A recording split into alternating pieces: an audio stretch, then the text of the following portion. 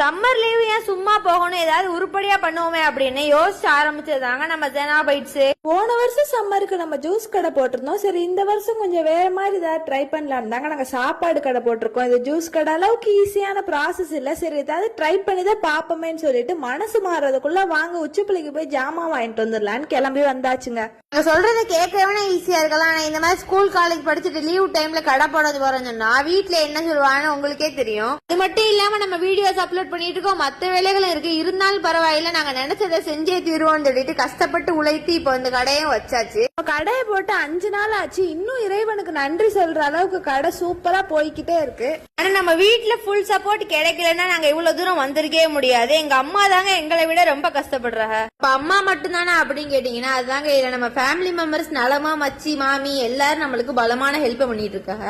முதல் நாள் கடை ஓபன் பண்ணும் போது நாங்க கூட கொஞ்சம் பயந்துட்டே தாங்க இருந்தோம். ஆனா நாங்க நினைச்சு